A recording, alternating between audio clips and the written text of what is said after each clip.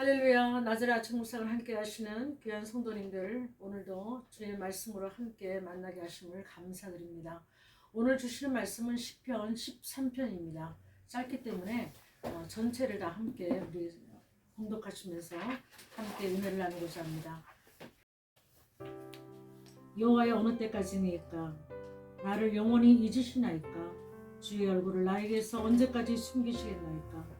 내가 나의 영혼에 경영하고 종일토록 마음에 근심하기를 어느 때까지 하오며, 내 원수가 나를 쳐서 자긍하기를 어느 때까지 하리까? 여호와 내 하나님이여, 나를 생각하사 응답하시고 나의 눈을 밝히소서. 두렵건대 내가 사망의 잠을 잘까 하오며, 두렵건대 나의 원수가 이르기를 내가 저를 이기었다 할까 하오며, 내가 요동될 때에 나의 대적들이 기뻐할까 하나이다.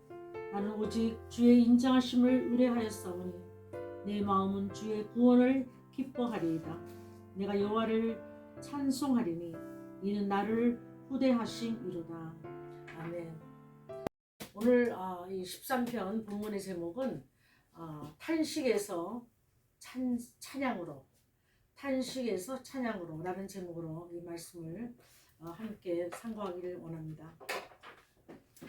우리 인간의 모든 보편적인 방법으로 우리가 생각을 할 때 우리는 지식을 갖고 있고, 그리고 감정을 갖고 있고, 그리고 의지적인 부분을 갖고 있습니다. 그래서 우리의 자유의지를 통해서 하나님께서 우리에게 지정의를 주시고, 그 하나님의 속성과 성품으로 우리로 하여금 살아가게 하시는데, 이제 우리가 하나님을 믿고 난 이후로는 그 우리가 믿던 세상적인 지정의가, 보편적인 일반적인 사람으로서 있던 지정의가 이제는 하나님의 사람으로서 우리가 거듭났을 때에는 우리의 지적인 부분도, 감정적인 부분도, 그리고 의지적인 부분도 성령 하나님의 인도하심을 받고 컨트롤을 받아야 우리가 제대로 하나님의 자녀로서 신앙생활을 할 수 있는 것입니다.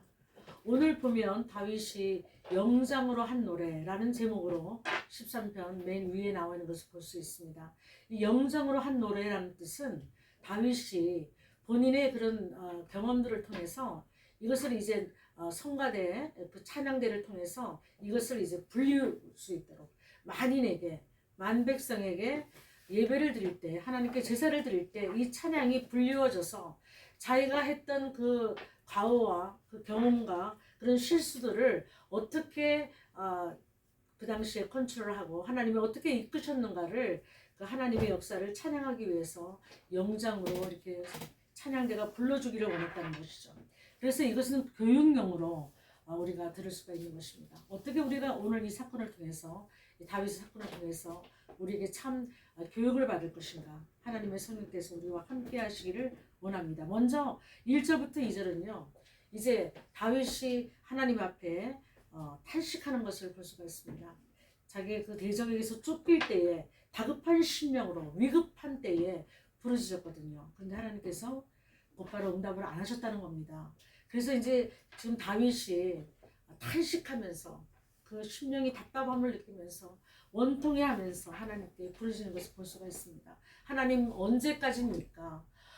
하나님의 어느 때까지 나를 잊으시나이까? 하나님의 얼굴을 나에게서 돌리지 마소서. 이렇게 여러 가지 문장으로 하나님의 때를 기다리지 못하고 본인이 지금 원하는 때가 그 하나님의 응답이 없는 것을 알고 이렇게 마음에 괴로움으로 하나님께 울부짖는 장면을 우리가 1, 2절을 통해서 볼 수가 있는 것입니다. 우리가 이렇게 하나님께 대한 어떤 믿음이 없을 때는 이렇게 감정이 먼저 우리를 요동치고 말미암아 이렇게 우리가 그 이제 폭풍과 구름이 있을 때에 우리는 문제가 있을 때에 폭풍과 구름만 볼 수 있지만, 그러나 폭풍과 구름 위에는 햇빛이 있거든요. 우리가 비행기를 타고 가다 보면 구름 위에 항상 쨍쨍 내리쬐는 태양이 있는 것을 우리가 볼 수가 있습니다. 그러나 비행기가 그 높은 곳을 알지 못할 때, 밑에 있을 때는 그 비와 구름의 영향을 받을 수밖에 없죠. 그럼 그 밑에서 우리가 사는 우리는 그 환경 속에서 답답해하고 하나님 우리의 기도를 듣지 아니하시고 어느 때까지 이런 환경과 이런 상황 속에서 괴롭게 울부짖게 하나이까? 하나님이 언제 응답하시겠나이까? 하나님이 언제까지입니까? 왜 나에게입니까? Why me? 언제까지 어느 때 계속 그렇게 부르짖는 것을 우리가 볼 수 있지 않습니까? 우리가 이 시편을 보면서 우리에게 영장으로 노래를 부르게 하면서 우리에게 교육용으로 주신 것은 다윗이 이렇게 위급할 때 주님을 찾을 수밖에 없는 그런 인간의 그런 연약함을 가지고 있었다는 거죠. 마찬가지로 우리도 연약함 속에서 헤맬 때가 너무나 많습니다. 그러나 우리가 1, 2절을 통해서 이렇게 주님 앞에 탄식할 수도 있고 원통함을 풀고 주님 앞에 호소할 수도 있고 부르질 수도 있지만 우리가 여기에서 머무르면 되지 않는다는 거예요. 3, 4절을 통해서 이제 간구로 들어갑니다. 이제 주님의 준전에서 하나님께 간구하는 것을 볼 수 있는데 그때 제일 중요한 지금 문장이 어느 문장이냐면 하나님 나를 생각하소서. 나에게 하나님 눈을 밝히소서. 내 눈을 밝혀주소서. 그래서 하나님이 어떻게 인도하시는가 내 삶의 환경과 이 상황을 통해서 하나님이 나를 어디로 인도하시는가 하나님의 목적이 무엇인가를 밝히 볼 수 있는 믿음의 눈을 달라고 지금 간구하는 그런 그 방법으로 지금 들어가는 것을 볼 수가 있는 것입니다. 탄식에서 그치면 우리의 믿음은 거기서 끝장납니다. 어느 곳 하나 우리가 승리를 맛볼 수가 없습니다. 그러나 그 단계가 우리한테 있다 할지라도 그 연약함 속에서 주님 앞에 부르짖는다 할지라도 그 단계를 넘어서 이제는 주님 앞에 하나님의 임재를 깨닫고 그 하나님이 나를 도우실 분이라서 깨닫고 그 하나님께 하나님 나를 생각해 주셨어. 이 생각해달라는 말은요 그냥 우리가 주님의 주님 나를 생각해 간단하게 말하는 것이 아니라 하나님 나를 좀 보시되 아주 집중해서 나를 좀 보세요. 우리가 이렇게 운동회 할 때 보면 물론 경기니까 승부에 목적이 있는 것도 있지만 그 어느 부모가 그 관람대 앞에서 서서 그 자기 아이들 뛰는 것을 볼 때 절대로 1등하는 아이나 2등하는 아이나 그런 아이를 보지 않습니다. 망원경을 들고 볼 때는 꼴찌를 하더라도 자기 아이를 보죠. 절대로 다른 아이들이 잘 뛰는 것을 보지 않습니다. 마찬가지로 하나님의 자녀들이 이렇게 문제를 겪고 고통 속에서 괴로워할 때는요 하나님이 하나님의 망원경을 드시면서 우리를 계속적으로 불꽃 같은 눈동자로 보신다는 거예요. 지금 그런 의미에서 다윗이 하나님 저를 보실 때 그냥 보지 마시고요 그냥 지나치게 보지 마시고요 정말 관심을 다해서 하나님 나만 보세요 나만 도와주세요 하나님 그런 절규를 볼 수가 있는 것입니다. 하나님 다 알고 계시죠. 그런 정말 극심한 그런 환경 가운데서 부르짖는 그 기도 하나님 나를 생각하시고 나만 주목해서 보셔서 하나님 빨리 응답해 주세요 라는 그런 마음을 주님께서 다 아시고 계십니다. 우리가 부르짖을 때에 하나님께서는 우리의 이미 마음을 알고 계시고 우리의 부르짖는 그 음성의 그 신음소리에도 응답을 하시는 분임을 우리가 그 좋으신 하나님임을 우리가 깨달아야 될 줄 믿습니다. 그렇게 부르짖었을 때에 이제 결과물로 이제 5절 6절에 나옵니다. 결국은 우리가 믿음이 없어서 탄식하고 원통함으로 부르짖고 그렇게 우리가 좌절할 수 있지만 우리가 믿음으로 주님 앞에 주님의 임재를 깨닫고 하나님 나만 좀 봐주세요 나를 주목해 주세요 나를 생각해 주세요 나를 방문해 주세요 하고 간절히 부르짖을 때에 그 약속하신 그 하나님의 놀라우신 축복은 그 간구하는 자에게 임하신다는 것을 볼 수 있어요. 그것이 바로 우리에게 어떤 축복과 문제 해결이 있기 전에 먼저 우리에게 찬양이 있다는 것입니다.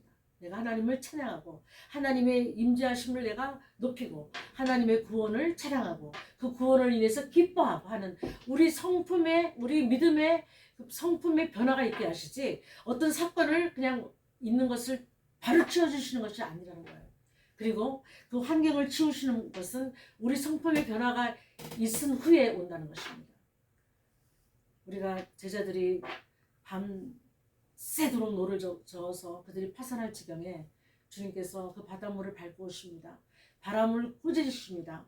제자들을 괴롭히는 당신이 사랑하는 백성들을 괴롭히는 환경을 바람을 꾸짖으시고 파도를 밟고 오십니다. 우리의 모든 문제와 사건과 우리의 정말 억울한 모든 원통함을 주님께서 그 발로 밟고 오십니다. 잔잔해집니다. 그리고 그 제자들에게는 그 하나님의 그 속성, 하나님의 그 사랑을 믿게 하시는, 우리가 하나님을 절대적으로 믿는 그 믿음을 변치 않게 하시는 하나님의 목적이 있음을 우리는 알아야 될 것입니다. 문제에 봉착하셨습니까? 아직도 풀지 못하는 우리 삶의 산재에 있는 어떤 쌓여있는 그런 문제들이 있습니까? 오늘 하나님 앞에 우리가 탄식하고 부르짖고 간구하고, 하나님 그리고 끝에는 믿음으로 일어나서 예수 그리스도의 놀라우신 승리하신 그 예수 그리스도의 놀라운 믿음이 내 안에 있는 것을 깨닫고 그 믿음을 붙잡고 일어서시는, 그래서 끝까지 승리하시는 그런 우리 한 해의 마무리가 됐으면 좋겠습니다. 탄식이 찬양으로 여러분의 삶 속에 그렇게 탄식이 찬양이 되어서 하나님께 영광 돌리는 그런 삶이 저와 여러분의 삶 속에 충만하시기를 간절히 축원드립니다. 기도하시겠습니다.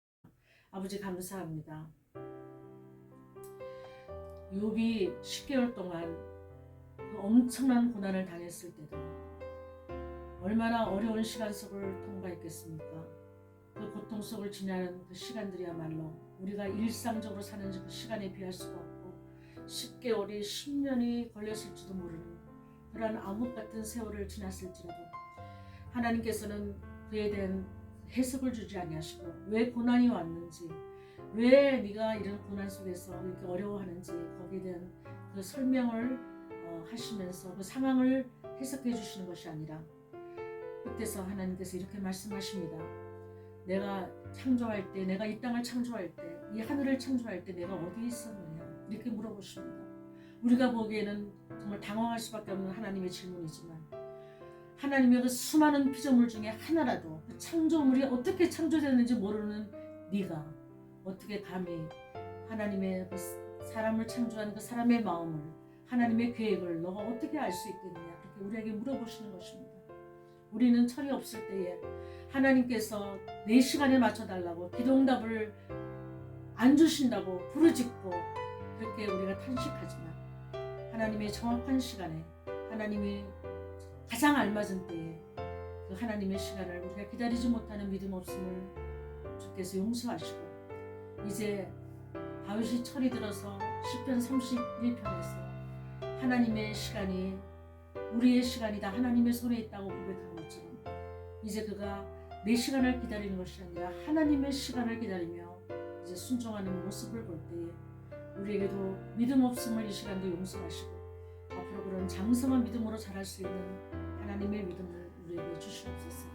그리하여 정말 하나님께 영광이 되는 하나님의 자녀들로 굳세게 승리를 가지고 살아갈 수 있도록 역사하여 주시옵소서. 감사드리고 예수님의 이름으로 기도하옵나이다.